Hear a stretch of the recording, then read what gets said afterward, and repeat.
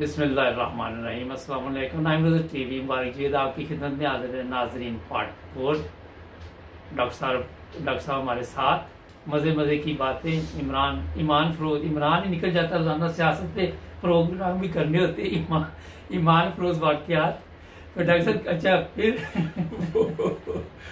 یہ ایمان افروز بھی ہیں اور عمران افروز بھی ہیں۔ نہیں، وہ پروگرام ابھی ایک تبصرہ کیا عمران خان پہ، تو وہ آپ کا پروگرام شروع ہو گیا۔ اچھا، وہ بہرحال وہ یہ بہت اللہ کا فضل تھا، حضور کی دعائیں تھیں اور حضور کی رہنمائی تھی، جی تو اس شخص نے بیعت کر لی۔ ماشاءاللہ، پہلی بیعت آپ نے، پہلی بیعت ہوئی، پھر حضرت صاحب نے اس کا نام رکھا عطاء الاول۔ واہ، عطاء الاول اس کا نام رکھا ماشاءاللہ۔ بہرحال وہ پھر میرے ساتھ آنا شروع ہو گیا۔ جی میرے گھر کے باہر ایک چھوٹا سا پیشیو تھا، جی وہ ہم نے مسجد بنا لیا، جی جی اور میں نے اس کو نماز وغیرہ سکھائی، سارا کچھ۔ اور پھر وہ تھا تو مذہبی بندہ ہی، کیونکہ پاسٹر تھا، بالکل، تو نمازیں ہم نے وہاں دونوں نے پڑھنی شروع کر دی۔ لیکن ماشاءاللہ بہت بڑی کامیابی تھی۔ الحمدللہ، یہ سب میں بتا رہا ہوں آپ کو کہ خلیفہ کی اطاعت، ماشاءاللہ جی۔ وہ روم شوم چھوڑ کے بالکل، میں ادھر آ گیا، تو وہ روم میں تو یہ کامیابیاں نہیں تھی ملنی، وہ نقطہ جو ایک معمولی سا نظر آ رہا تھا، پہلا پھل بھی لگ گیا، وہ ماشاءاللہ۔ پہلا پھل بھی لگ گیا، اور اس کی پھر آگے بھی بہت ساری برکتیں۔ جی جی تو بہرحال اس کو پھر میں نے کہا کہ مسلمانوں پر جو جمعے کی نماز ہے نا، جی جی وہ فرض ہے جی جی کہ جمعہ ہر ہفتے پڑھنا ہے، ایک سروس ہوتی ہے، جی جی لیکن اس کے لیے 3 بندے چاہیے، اچھا، تو ہم تو 2 ہی ہیں۔ اب دعا کرو کہ تیسرا بھی ہمیں مل جائے، اور کوشش بھی کرو بالکل، تاکہ ہم جمعہ بھی پڑھ سکیں۔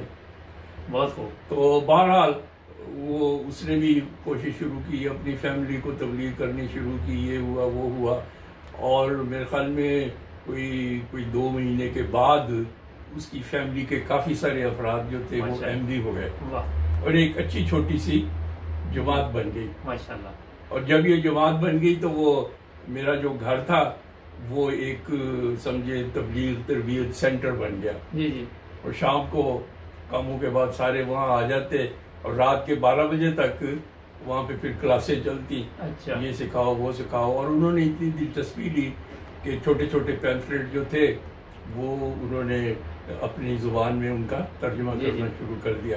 جی جی اور اس زمانے میں پھر یہ جو 1989 میں جب سینٹینری تھی، جی جی تو اس وقت حضور نے فرمایا تھا کہ سلیکٹڈ احادیث اور سلیکٹڈ ورسز اور سلیکٹڈ اقتباسات حضرت مسیح موعود کے جو ہیں وہ اپنے اپنے ملک کی زبانوں میں ان کا ترجمہ کریں۔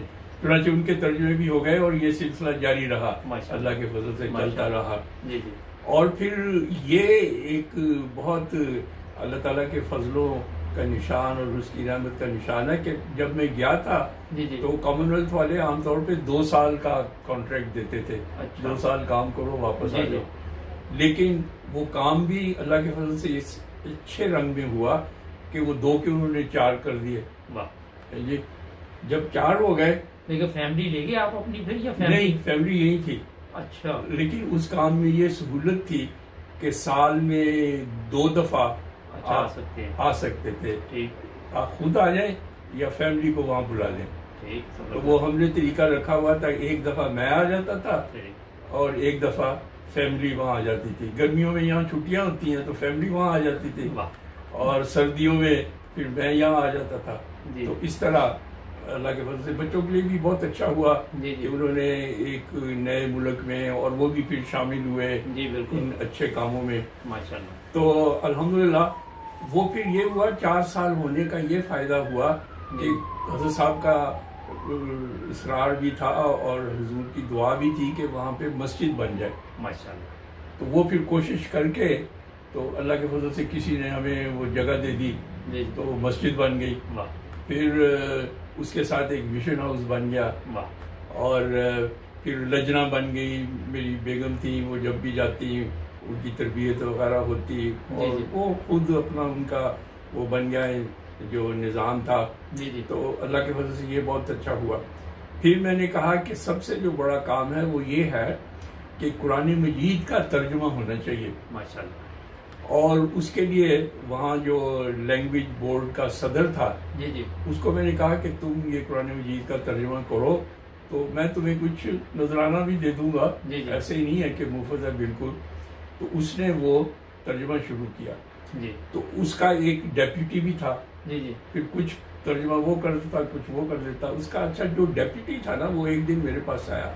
کہنے لگا یہ کتاب جو میں جس کا ترجمہ کر رہا ہوں یہ مجھے بہت اچھی لگی ہے. ماشاءاللہ. میں نے کہا ہے ہی اچھی. سب کو اچھی لگتی ہے ہی اچھی. بہرحال وہ کبھی کبھی آ جاتا اور بعض آیتیں لے کے نا جی جی. اس کا مجھے مطلب بتائیں اس کا بتائیں اس کا بتائیں. آخر پہ اللہ کے فضل سے ابھی پورا نہیں تھا ہوا ترجمہ تو وہ احمدی ہو گیا. ماشاءاللہ. جی وہ لینگویج بورڈ کا ڈپٹی ڈائریکٹر یا چیئرمین جو بھی تھا کافی اچھی اس کی پوسٹ تھی. کافی معروف بندہ تھا. بعد میں وہ پولیٹیشین بھی بن گیا. احمدی تھا. تو اس کو پھر حضرت صاحب نے یہاں بلایا. جلسے پہ بھی وہ آیا شامل ہوا. اچھا ماشاءاللہ. پھر جو پولیس کا وہ چیف کمشنر تھا وہ بھی احمدی ہو گیا. اس کو بھی جلسے پہ بلایا. وہ بھی یہاں جلسے میں آ کے شامل ہوا. پھر وہ یہاں آیا اور اس نے قرآن مجید کا جو ترجمہ تھا اس کی ریویژن کی. پھر یہیں رکیم پریس میں وہ قرآن مجید جو تھا وہ پرنٹ ہوا. جی جی. تو اس طرح وہ کام بھی پورا ہو گیا. یعنی جیسے جیسے وہ جماعت کے بنیادی کام باقی رہتے تھے جی جی تو اللہ ساتھ ساتھ وہ ایکسٹینشن کرتا چلا جاتا تھا. اور پھر آخر پہ یہ ہوا کہ جب 6 سال ہو گئے جی جی اور مزید فنڈنگ کی کوئی گنجائش نہیں تھی تو حکومت کہنے لگی کہ نہیں ہم نے تمہیں جانے نہیں دینا. اچھا. تو کامن ویلتھ والوں کی فنڈنگ نہیں تھی مل رہی. جی. چنانچہ انہوں نے پھر یو این کو لکھا اور یو این والوں نے پھر وہ فنڈنگ منظور کر دی. اور 4 سال پھر میں وہاں یو این کے ایز اے کنسلٹنٹ وہاں میں رہا. اب وہ جو میں وہاں پہ کام کر رہا تھا وہ سارے ریجن میں نا بہت مقبول ہوا. جی جی. تو وہ یو این میں کہنے لگے کہ اب تم صرف توالو کے لیے نہیں ہو تم ریجنل کنسلٹنٹ ہو. تو ہمارے تحت تم کام کرو گے اور ہم چاہتے ہیں کہ مختلف جزائر میں جا کے یہ اسکیم جو ہے اس کو انٹروڈیوس کرو. میں نے کہا ٹھیک ہے.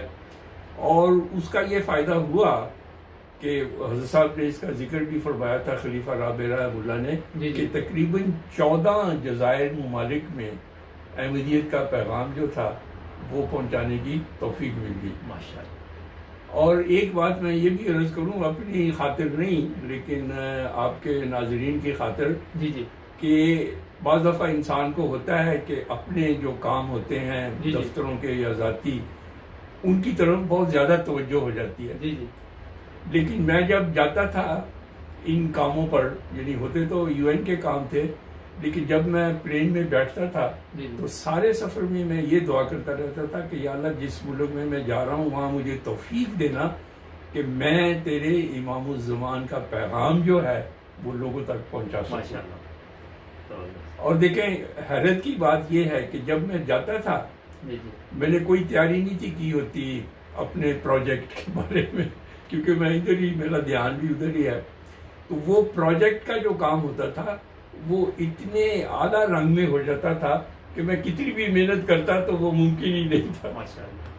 اور اس کے ساتھ پھر اللہ تعالیٰ اس ملک میں تبلیغ کے موقع بھی پیدا کر دیتا تھا اور تبلیغ ہوتی رہتی تھی.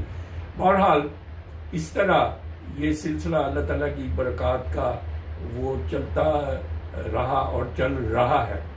اور پھر جب میرا وہاں پہ ختم ہو گیا جو سلسلہ تھا کاموں کا اور میں یہاں برطانیہ لندن واپس آنے کی تیاری کر رہا تھا تو ایک دن میں اپنا سامان وغیرہ پیک کر رہا تھا تو اچانک میرے دروازے پہ کھٹکھٹاہٹ ہوئی تو دیکھا تو وہ پرائم منسٹر ہے.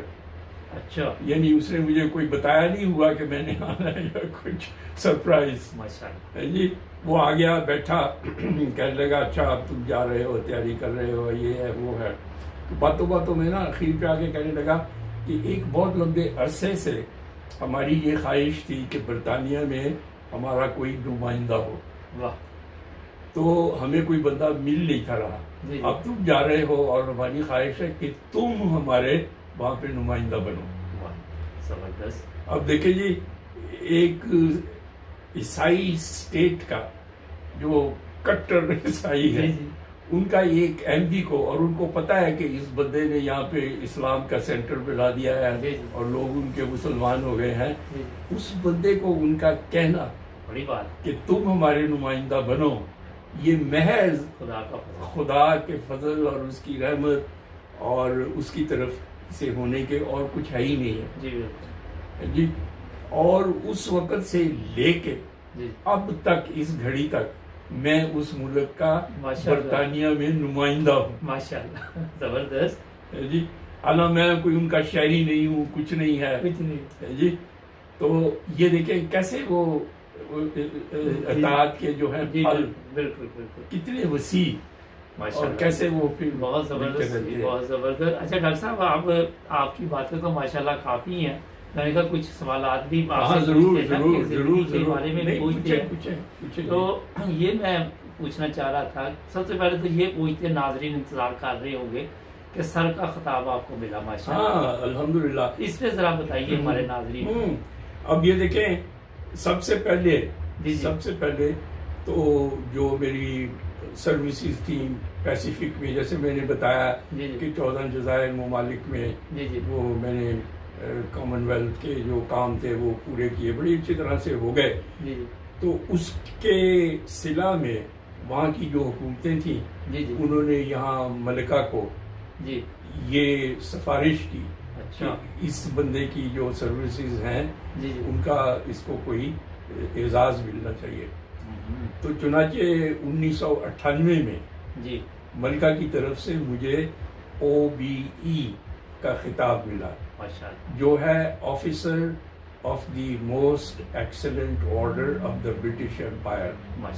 یہ بھی کسی کو ہی ملتا ہے آفیسر کا جو خطاب ہے، لیکن یہ مجھے 1998 میں مل گیا. اچھا، زبردست. اب اس کے بعد یہ خدمات کا سلسلہ جاری رہا.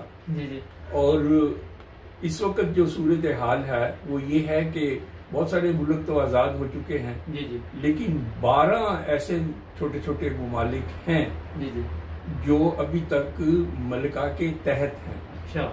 ان کو ریلمز کہتے ہیں.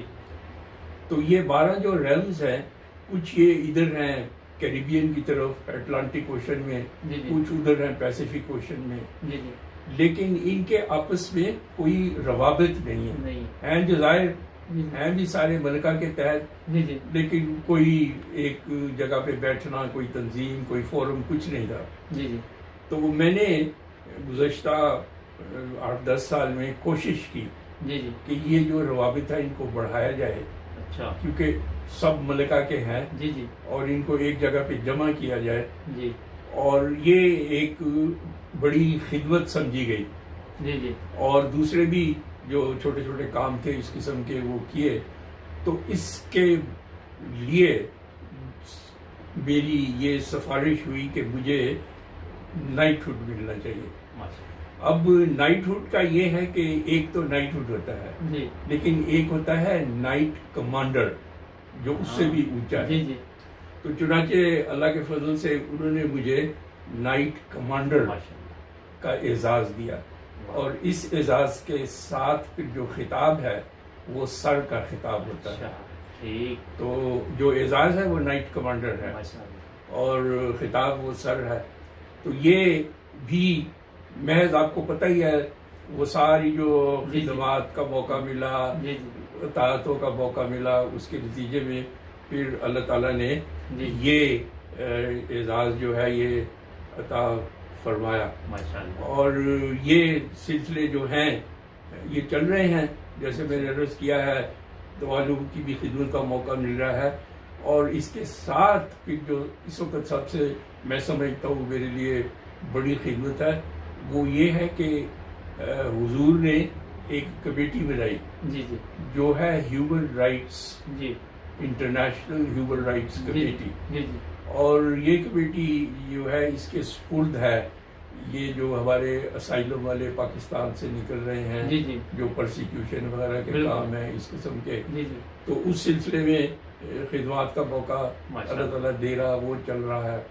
ماشاء پھر اللہ۔ حال ہی میں مجھے وہ جو انسٹیٹیوٹ آف ایٹامک انرجی اچھا ایجنسی ہے جی جی جن کا ہیڈ کوارٹر ہے آسٹریا میں، جی جی اس کی طرف سے ممبرشپ کی دعوت آئی تھی، اچھا ماشاء اللہ۔ اور اب میں ان کا بھی ممبر ہوں، وہ بھی کام ہو رہے ہیں۔